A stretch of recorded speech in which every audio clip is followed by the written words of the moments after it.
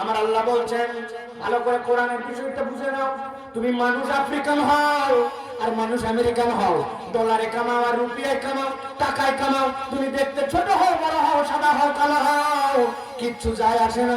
কিন্তু আল্লাহ বলছেন শিফাউল লিমা ফিস সুদূর, তোমার অন্তর যদি কোরআনে পরিবর্তন না হয়, তুমি যদি কোরআনের রঙে নিজেকে না রাঙাতে পারো, আল্লাহ বলছেন তোমার ফিটনেস সার্টিফিকেট নাই, উপরের ভাব দিয়ে জান্নাতে যাওয়া যাবে না। কোরআনের রঙে দিল রঙিত না হলে জান্নাতে যাওয়া যায় না।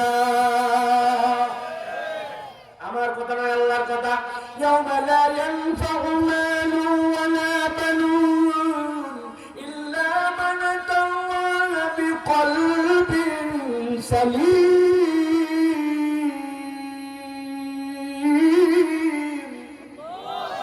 আল্লাহ বলছেন টাকা পয়সা ধন সম্পদ ওই দিন কাজ দিবে না। কাজ যদি দেয়, একমাত্র তোমার অন্তরটা সালিম হয়ে আল্লাহর কাছে স্যালেন্ডার হয়ে আসতে পারছে কিনা, এইটাই প্রমাণ হবে।